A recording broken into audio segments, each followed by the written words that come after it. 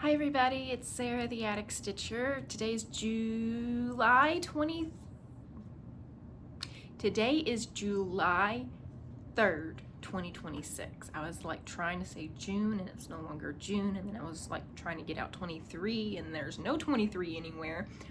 Anyways, this is my June stitching wrap-up video. I have 5 works in progress to share with you. So I had 5 different projects that I touched in the month of June. I thought I would have a finish to share with you today, but I did not get it finished like I was hoping and determined to.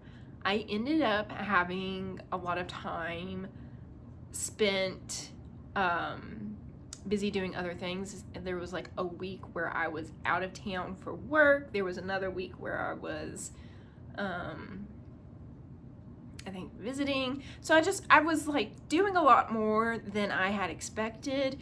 And then like when I was out of town for work, I thought I would have more free time in which I could stitch, but then didn't end up being able to stitch except for like briefly one afternoon. So it was just a chaotic month. So I didn't get quite as much stitching done as I had hoped, but I do have 5 projects to share, and then I will also go over my plans for the month of July. So that should be exciting.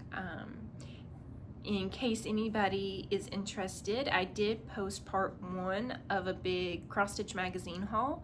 I bought a tub of cross stitch magazines off of Facebook Marketplace for a really great deal, and I went through and I organized them all by like magazine brand, and then I flipped through the magazines to see if there were any patterns that like stuck out to me as I would really like to stitch this, and if I did, I marked it. So what I'm doing is going through parts at a time, showing the magazine covers, and then if there were any patterns in that particular magazine that stuck out to me, I shared that pattern picture and explore that way. I did think that I had marked all of the interesting like Teresa Winsler ones, but somebody pointed out in my last video that one of the patterns that I was like, oh, this is really cute, and I would see myself stitching it, was like, you do know that that's a Teresa Winsler pattern, right? And I was like, I do now.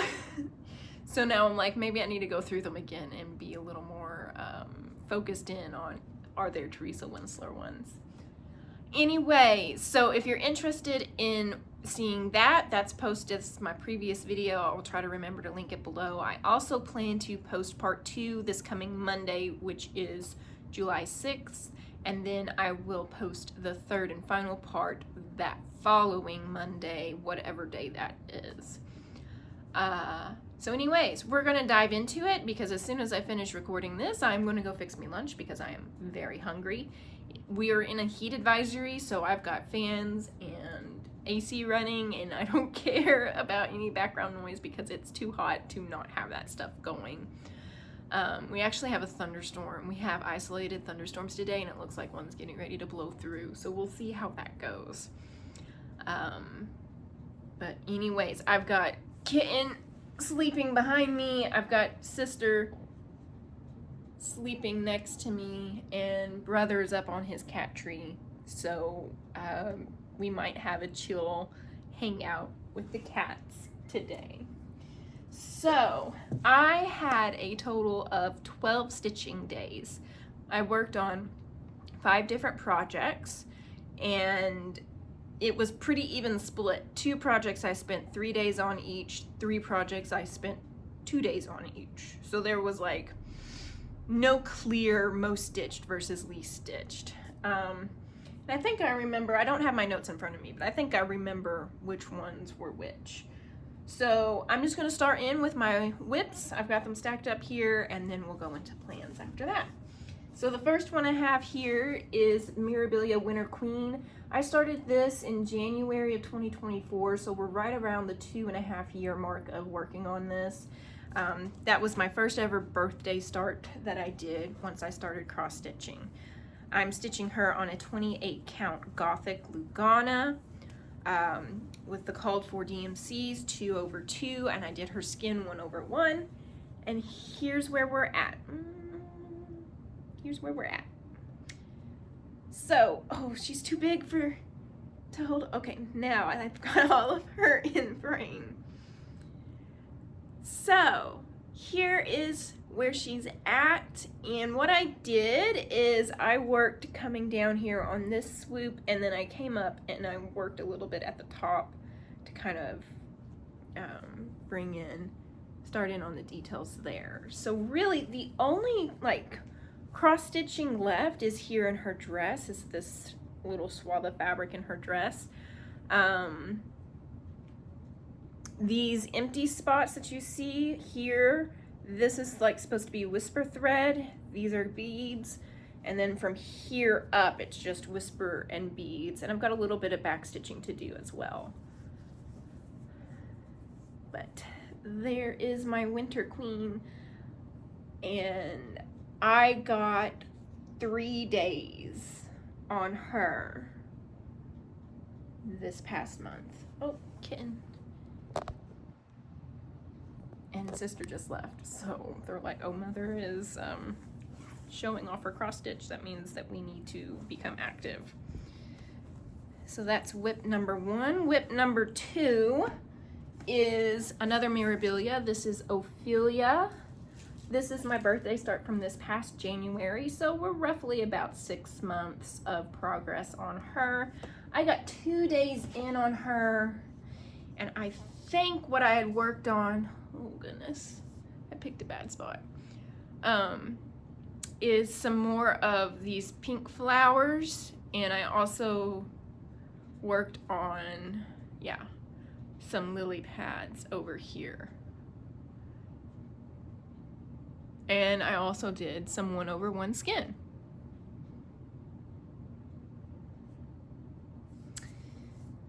So, this is a 32 count Belfast linen in the color moss. And that is whip number 2 for June. Next up, I got 2 days in on this one.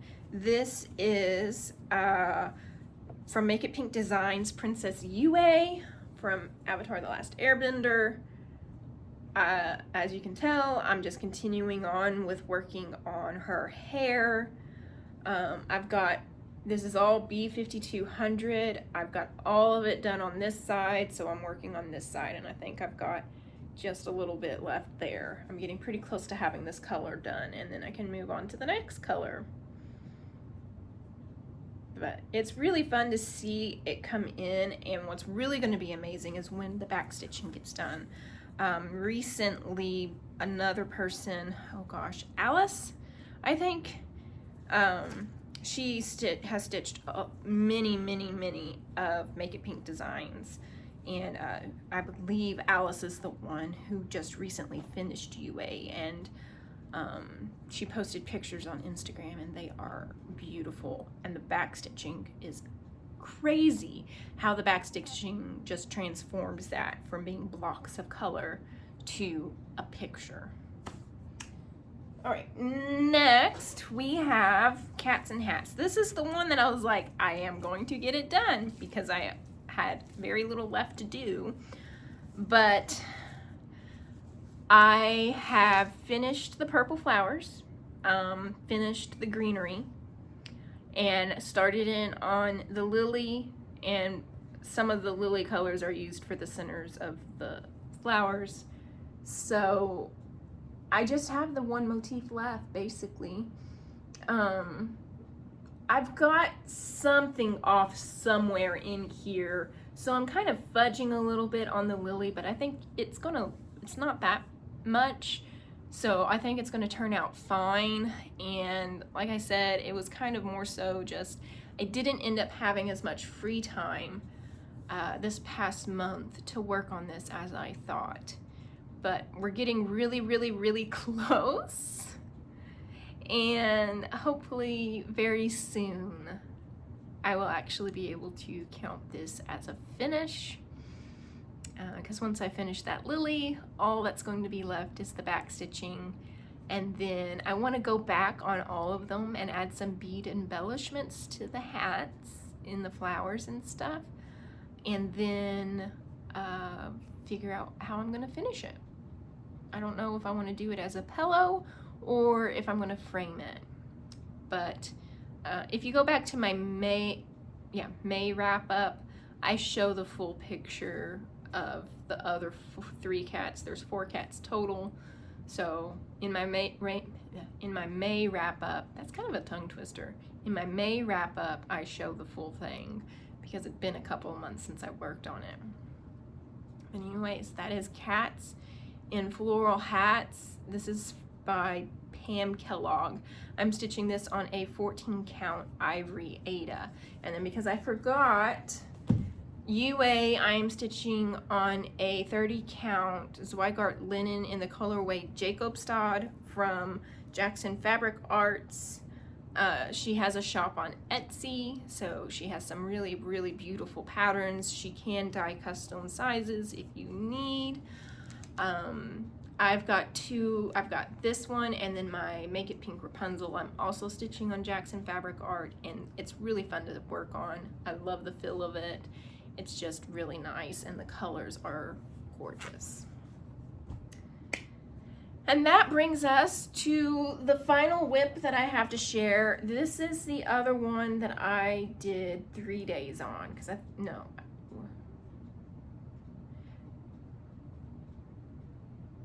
I did 3 days on Cats and Hats. I did 2 days on Trade Winds. So this is Trade Winds by Teresa Winsler.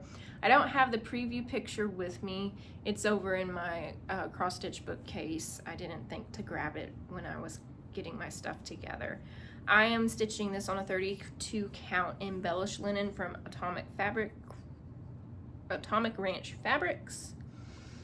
And here is where I'm at. I've been working in the frame with the mermaid, and I'm getting really close to having that fully filled in, which is exciting. You can kind of see the empty spaces there are basically her fin and her skin. I think I've got, other than just a few spots of I think the darkest color that's in here for the blue water, I think that's all that's unstitched is her remaining skin and her fin. And once that's done, I'll do the back stitching in this section, and then I'll move on. I'll either come down and start working on this frame that I've already got outlined, or I'll come up here and start working on this frame. Not sure. So Samantha, the Huga Stitcher, she's also stitching Trade Winds, and what she did is she stitched the entire frame outline, all of the boxes that Trade Winds has, so that way she could go and pick whichever section she felt inspired to work on whenever she picks it up to stitch, which is a really cool idea, but I don't think I can mentally handle counting out all of the stitches for these frames. Just doing this little bit at the bottom drove me insane. But doing a little bit at a time as I work in a section works really well for me. So that's what I'm going to keep doing and just see how it comes together. So I'm very excited. I have this corner piece fully done other than the beading. So on these little end rivets, there's supposed to be some beads, and there's a little bit of back stitching in the beads. I'm saving that for the end once I go to add all the beads, because I'm using my Q-snap and I don't want my Q-snap to break any of the beads. But I'm excited for this. This is my memorial stitch for my dad. He passed away at the end of 2024. He was in the Navy, so and this has the main motif of Trade Winds is a large ship, so it just makes me think of my dad, so that's who I'm stitching it in memory of. And that's it. Oh, so Trade Winds, Teresa Winslers.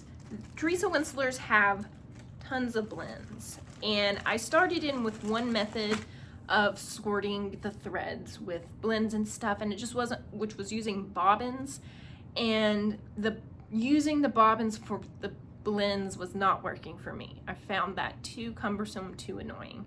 So when I was at Hobby Lobby the other day, because that's the only craft store I have access to, they have these Artiste brand thread cards. There's even magnets on them so you can put your needle on there. And if you have more than one, you can like put in the item that it's for or anything like that. So it came in a pack of 3, so there's 2. And then what I've done is when I finish using a blend and I still have more left over, I've attached it, and then I've written in pencil so I can reuse this, the blend, the numbers of each of the threads in the blend, and then the symbol that goes with it. So I feel like this is going to work better for my brain when it comes to her blends, because when I go to start a blend, I don't mind pulling off of my main bobbins with the individual colors, but then I don't know what to do when I have thread left over from the blend. So this is what I ended up doing, was getting these cards. So I think this method will work really well for me. I think that's one of the cool things, seeing people stitch things like Teresa Winsler's, is all the different methods for how you can do things. So there's that. It's going to be a short wrap up. Plans. So technically I have haul, but I'll be doing those as individual videos. I've already posted part 1 of my magazine haul. Part 2 will go up July 6th, which is this coming Monday. And then the following Monday, whatever day that is, I will be posting the final part. Again, that's just me sharing the covers of the magazines, and then if there were any like patterns inside the magazine that stuck out to me, I flip and show those patterns. The first haul took like 30 minutes, and I've divided them pretty evenly in their stack, so I expect that that's going to be roughly the length of the next 2, as well as 30 minutes each. For other plans, again, working on Cats and Hats. We're going to see if I can accomplish it this month or not. I'm going to just have to go back to not making promises, because I obviously cannot keep my promises when it comes to Cats and Hats. But I've got Cats in Hats that I want to work on, and then just whatever inspires me next. I recently redid my cross-stitch bookshelf area.